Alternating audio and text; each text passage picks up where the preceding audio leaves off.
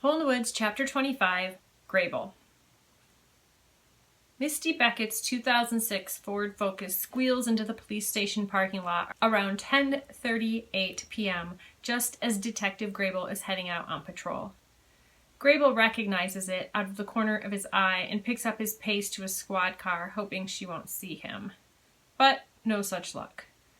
She pulls her car up alongside him and rolls down the window. "Kevin! Hey, Kevin! I just came from Pub Griffin's. Silas and Solomon were there talking about Nina's murder." Grable stops and looks inside the car. "Are you driving under the influence, Ms. Beckett?" "Cut the crap, Kevin. I'm telling you, you should go there and arrest those sons of bitches right now." "Officer Grable," he sighs. "You need to address me as officer when I'm in uniform." Her eyes are glossy. Her face flushed. She giggles. "Okay, Ossifer."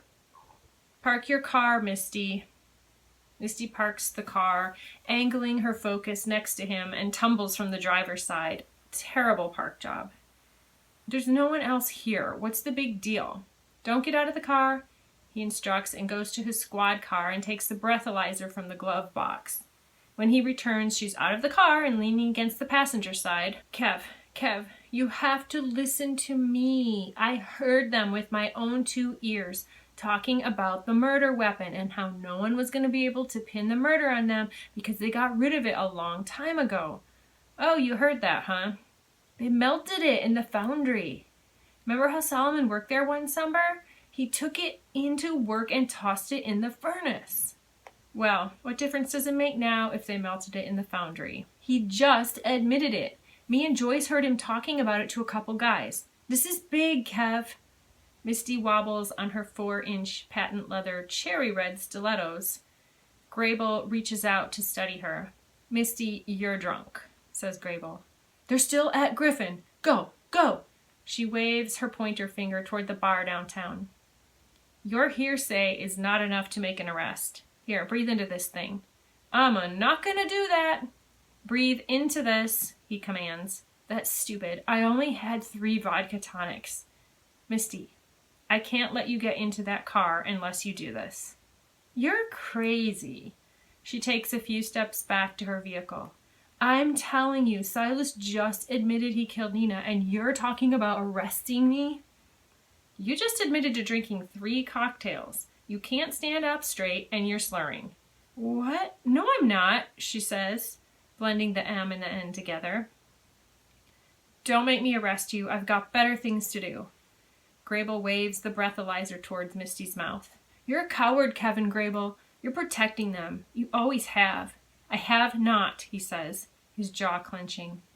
"Doesn't it eat you up?" she says. "Misty, you want to spend the night in there?" Grable points to the station where they have 2 small holding cells. "You were with them that night. You know it was them. Misty, please." He holds up the breathalyzer to her face. Misty leans back onto her car and stares at Grable. "You told me you had a funny feeling at that gas station that night." "Yeah, and I get a funny feeling when I eat something bad too," he says sarcastically. "You said you should have gotten Nina to leave with you in your car," drawls Misty. Grable's throat quivers as he starts to say something in defense. Misty's eyes land on his. He clears his throat. "Misty, breathe into this mouthpiece now." Misty stamps her heel onto the pavement. "I'm not taking that breathalyzer." "I will arrest you," Grable insists. "Fine, do it," Misty dares. Grable shakes his head.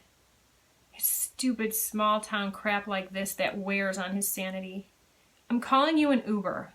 "In Derby? Give me a break," she laughs. "You gonna call Duber?" That was what Daryl Jenkins called his ride service. "Anyway, he's on a fishing trip." Misty reaches for her door handle. "Don't do that or I'll have to cuff you." "Can't you just drive me home?"